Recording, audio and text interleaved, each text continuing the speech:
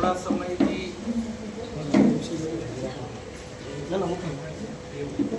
અદાણીની સરકાર એટલે કે સાહુકારોની સરકાર આ બીજેપી કામ કરી રહી હોય તેવું લાગે. અનેક વિસ્તારોમાં ભાજપ એના ભ્રષ્ટાચાર માટે અનેક લોકોને ઘર વિહોણા કરવાનું કામ ચાલુ કર્યું. તેમાં અત્યારે રાજકોટના આજી નદી કાંઠાના વિસ્તારમાં વસતા 50% હિન્દુઓ અને 50% મુસ્લિમોની વસ્તી ધરાવતા વિસ્તારને કલેક્ટર દ્વારા નોટિસ દેવામાં આવી છે.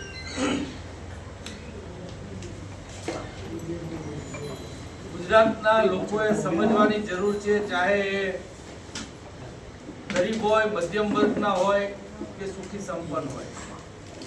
બીજેપીના ભ્રષ્ટાચારમાં તમારું મકાન કે તમારું ફેક્ટરી કે તમારી ઓફિસ કે જે કંઈ નડતું હશે એ ચાહે દસ્તાવેજ વાળું હોય તો પણ પીપીપી યોજના દ્વારા અનેક લોકોના દસ્તાવેજના મકાન હોવા છતાં અનિચ્છાએ ખાલી કરાવી અને ભાજપે તેના ભ્રષ્ટાચાર માટે લોકોને પરેશાન કર્યા છે શું જાણે.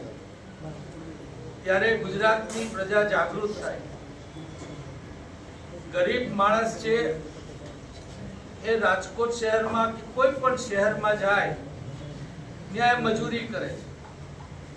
એ શહેરના વિકાસનું એટલે કે એનું જંતરથી લઈ બીજી ત્રીજી મજૂરી આ છે તે છે બધું જ ગરીબ માણસ દ્વારા નિર્માણ થતું હોય છે.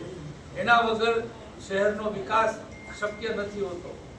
તે લોકો એમની રોજી રોટી એટલે કે બે સમયનું ખાવા માટે શહેરમાં આવે અને ત્યાં 30-40 વર્ષથી રહી અને શહેરના વિકાસના ભાગીદાર બન્યા હોય એ લોકોને આજે 40-50 વર્ષે એની 25 વાર જમીન જે એક સામાન્ય માણસનો આ દેશના માલિક તરીકે કમસે કમ અધિકાર ગણવો જોઈએ તેને પણ કાઢી અને એને ઘર વિહોણા કરી અને એની રોજગારી એટલે કે એ લોકોનું બે સમયનું ખાવાનું જેના ઉપર આધારિત હોય છે એ પણ છીનવવામાં ભાજપ સરકારને શરમ નથી આવતી.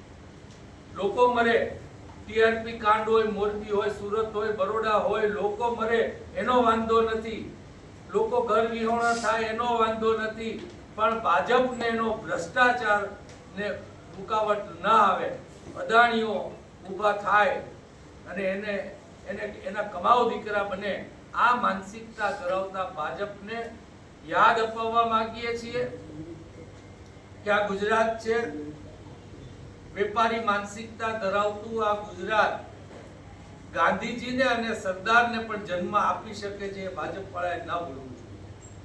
ત્યારે અમે એક મહારેલીનો શુક્રવારે તારીખ 26 ના રોજ બપોરના 2 વાગે મહાદેવના નારા સાથે કૃષ્ણ ચોકમાંથી અમે આયોજન કરેલું છે. એ મહારેલી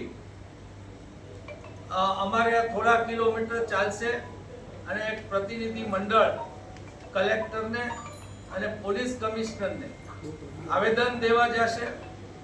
આ તકે તંત્રને અને પોલીસને બંનેને વિનંતી કરવા માંગુ છું, ભાજપના કોઈ આગેવાન હોય કે કાર્યકર હોય એને પણ વિનંતી કરવા માંગુ છું, સિસ્ટમનો ભોગ આજે તમે કાલે બનશો, કાલે ને તમે નહીં બનો તો તમારી પેઢીના લોકો બનશે. સિસ્ટમ જે ઊભી થઈ રહી છે અમુક લોકો માટેની, એમાં તમે બીજા લોકોમાં આવો છો.